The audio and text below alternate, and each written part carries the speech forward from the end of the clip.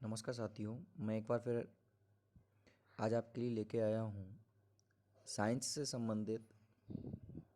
तो मैं पहले ही स्पष्ट करना चाहता हूँ कि बच्चे ये बार बार कमेंट कर रहे हैं कि सर ये 9th का है, 10th का है। वैसे तो ये क्लास 10th का सिलेबस चल रहा है, बट ये सब बेसिक नॉलेज में है, तो आप इसे क्लास के हिसाब से डिवाइड ना करें और केवल बेसिक तौर पे इसे आप समझने की कोशिश करें। चलिए मैं आज आपको बताता हूँ। जैसा कि मैंने आपको पिछले वाले वीडियो में आपको प्रकाश के बारे में पढ़ाया था। प्रकाश क्या होता है, प्रकाश का परावर्तन क्या है, प्रकाश का अपवर्तन क्या है। काफ़ी अच्छा आपने समझा। बच्चों ने जो वर्क किया, तो बस मैं आपको इतना बताना चाहता हूँ, आपने सभी ने काम किया, अच्छी बात है। कुछ चीज़ें जो मैं जिस तौर पे आपको समझाता हूँ, वो उसी भाषा में उसकी डेफिनेशन नहीं लिखी जाती है। इसलिए आपको एक बार वीडियो देखने में 100% क्लियर नहीं होता है। आप उसी वीडियो को, उस टॉपिक को एक या दो बार सुनेंगे, तब आपको वो टॉपिक ढंग से क्लियर हो जाएगा। इसलिए वीडियो को आप एक या दो बार सीन करें, जिससे आपको जो है, जो पढ़ाया गया है वो कंठस्थ हो सके, और फिर उसके बाद आप अपनी जो है डायरी पे उसको वर्क कर सकते हैं। तो मैंने प्रकाश और प्रकाश का परावर्तन, अपवर्तन पढ़ाया था। सभी बच्चों ने अच्छी तरीके से सीखा है। इसी के साथ मैंने चौथा टॉपिक इसमें पढ़ाया था, गोलीय दर्पण क्या होता है। तो बच्चों ने जो वर्क करके दिया था, उसमें गोलीय दर्पण की जो परिभाषा लिखी थी वो शुद्ध नहीं थी।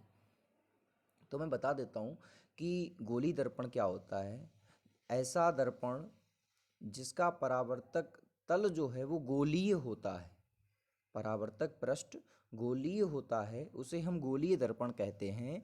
ये दो प्रकार के होते हैं, जैसा कि आपको मैंने पहले बताया था, अवतल दर्पण और उत्तल दर्पण। एक एग्जाम्पल भी मैंने दिया था, चम्मच वाला, आपने देखा होगा।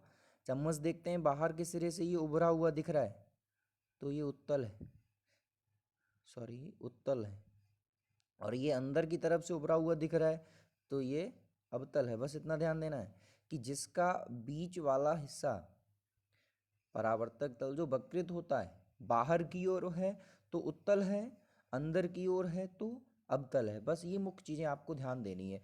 मैं आपको एक फिगर के माध्यम से भी बता देता हूँ, ये समझ लीजिए। जैसे आप ये देखिए, इतना अच्छा फिगर नहीं बना, फिर भी आप ध्यान दें। इसका बाहरी पृष्ठ जो है, ये देखें, ये उभरा हुआ दिख रहा है, तो ये उत्तल दर्पण है, ये इसकी पहचान है। अवतल दर्पण की ये पहचान होती है, जिसका बीच वाला हिस्सा दबा हुआ होता है और किनारे मोटे होते हैं, ये पहचान होती है अवतल दर्पण की। तो आपको ये ध्यान देना है। पहली चीज़ तो ये आपने गलत नोट किया था, उसको सही कर लें। तो मैंने उत्तल दर्पण, अवतल दर्पण बता दिए। मैं आगे आपको बताता हूँ दर्पण का सूत्र क्या होता है और रेखीय आवर्धन क्या होता है। अभी ये दो टॉपिक हैं, तीसरा आपका आवर्तनांक है, जो मैं आज इस वीडियो में आपको पढ़ाऊंगा। तो बच्चे सभी ध्यान से सुने कि दर्पण का सूत्र क्या होता है और रेखीय आवर्धन क्या होता है। समझ लीजिए दर्पण का सूत्र। दर्पण का सूत्र आपकी स्क्रीन पर लिखा हुआ है, ये देखिए, 1/u plus 1/v is equal to 1/f। ध्यान देना है, 1/u plus 1/v plus is equal to 1/f। अब आपके लिए तो सब कुछ नया होगा, u क्या है, v क्या है, f क्या है। तो आपको क्या करना है, ये नोट कर लेना है अपनी कॉपी पे। u जो होता है वो वस्तु की दूरी होती है, ध्यान देना है। u जो है वो वस्तु की दूरी है, और v होती है प्रतिबिंब की दूरी। प्रतिबिंब की दूरी v है, और जो f है, f होती है फोकस दूरी। f आपका है फोकस दूरी। एक बार फिर से ध्यान दें, u जो है वो वस्तु की दूरी होती है, v प्रतिबिंब की दूरी होती है, f जो है वो फोकस दूरी होती है। क्लियर। आगे की मैं बात करता हूँ। अब इसी से संबंधित न्यूमेरिकल भी आते हैं करने के लिए। तो अब न्यूमेरिकल में अवतल दर्पण भी दे सकते हैं, उत्तल दर्पण भी दे सकते हैं। तो आपको करना क्या है, क्योंकि दर्पण में दो नियम लगते हैं। उत्तल दर्पण में क्या होता है, उत्तल दर्पण की जब बात करें तो उत्तल दर्पण में केवल u को माइनस किया जाता है। आपको जो भी दिया जाए कि बस तो इतने 5 सेंटीमीटर की दूरी पर रखी है और उत्तल दर्पण की बात करते हैं तो उसको निगेटिव में लिख दिया जाता है। ये ध्यान रखना है, उत्तल दर्पण में केवल u को निगेटिव लिखा जाता है, अवतल दर्पण में सभी को निगेटिव रखा जाता है। ये ध्यान देना है सभी को, उत्तल दर्पण में u को, अवतल दर्पण में सभी को निगेटिव रखा जाता है। आगे की मैं बात करता हूँ रेखीय आवर्धन। जैसा कि मैंने बताया दूसरा टॉपिक आपका रेखीय आवर्धन है। रेखीय आवर्धन क्या होता है? जैसा कि मैंने अभी आपको बताया वस्तु की दूरी u होती है, प्रतिबिंब की दूरी v होती है। तो रेखीय आवर्धन जो होता है, रेखीय आवर्धन को स्मॉल m से प्रदर्शित करते हैं और ये v अपॉन u होता है, v अपॉन u। अब v क्या है? अब आप इसकी परिभाषा क्या लिखेंगे? इसकी परिभाषा होती है कि रेखीय आवर्धन जो है वो प्रतिबिंब की दूरी तथा वस्तु की दूरी के अनुपात को रेखीय आवर्धन कहते हैं। प्रतिबिंब की दूरी तथा वस्तु की दूरी के अनुपात को रेखीय आवर्धन कहते हैं। इसे स्मॉल m से प्रदर्शित करते हैं। Small m is equal to minus v upon u. ये तो इसके फॉर्मूला भी हो गया और डेफिनेशन भी होगी। ये दूसरा टॉपिक भी आपका क्लियर हुआ। थर्ड टॉपिक जो है आपका, ये देखिए कुछ एग्जाम्पल भी यहाँ पर हैं, आप इनको देख करके भी स्पष्ट कर सकते हैं। क्लियर? अभी आपका लास्ट बचा है जो मैंने बताया था, आज 3 टॉपिक मुझे लेने हैं और तीसरा टॉपिक है आपका अपवर्तनांक। ध्यान देना है अपवर्तनांक क्या होता है। और अपवर्तनांक से पहले मैं एक चीज़ और बता देता हूँ, ये समझ लीजिए। u v f के बारे में मैंने बता दिया, u क्या होता है, v क्या होता है, f क्या होता है, r और समझ लें, r क्या होता है, c क्या होता है, p क्या होता है। थोड़ा देखना होगा आपको। जैसा कि मैंने बताया था आपको, u वस्तु की दूरी, v प्रतिबिंब की दूरी, f फोकस दूरी, ये स्मॉल r जो होती है रेडियस है, यानी इसको हम वक्रता त्रिज्या बोलते हैं, वक्रता त्रिज्या। और ये c जो है वो केंद्रक यानी सेंटर है, और p यहाँ पर जो है वो वस्तु का जो है मुख्य अक्ष बोलते हैं उसको, जहाँ बस लेंस रखा होता है, जैसे इस तरीके का लेंस रखा है तो ये जो है रेखा ये p कहलाती है। क्लियर? तो ये इस तरीके से होता है। अब मैं आपको बताता हूँ यहाँ पे, यहीं पे अपवर्तनांक से पहले समझ लीजिए कि फोकस दूरी f तथा r में संबंध क्या है। ये बहुत बार क्वेश्चन क्लास 10th में आया है, बहुविकल्पी में बहुत बार ये पूछा जा चुका है, तो इसको थोड़ा स्पष्ट तरीके से समझे सभी बच्चे। फोकस दूरी और वक्रता त्रिज्या में क्या संबंध होता है? फोकस दूरी जो होती है वो वक्रता त्रिज्या की आधी होती है, ये याद रखना है आपको। फोकस दूरी वक्रता त्रिज्या की आधी होती है, F बराबर आर वाई टू, और आपको कंफ्यूज करने के लिए लिख दिया जाता है R बराबर एफ वाई टू, तो इस पर ध्यान नहीं देना है आपको। आपको ध्यान रखना है कि फोकस दूरी वक्रता त्रिज्या की आधी होती है, F बराबर आर वाई टू, बस इतना ध्यान रखना है। आगे की मैं बात करता हूँ, आपका थर्ड टॉपिक जो है वो अपवर्तनांक है। अपवर्तनांक क्या होता है समझ लीजिए स्पष्ट तौर पे। जैसा कि अब इससे पहले मैंने आपको अपवर्तन परावर्तन के बारे में पढ़ाया था, आपने देखा था, समझे थोड़ा अपवर्तनांक को इस तरीके से। ये आपतित किरण है, अपवर्तन आपने पढ़ा था।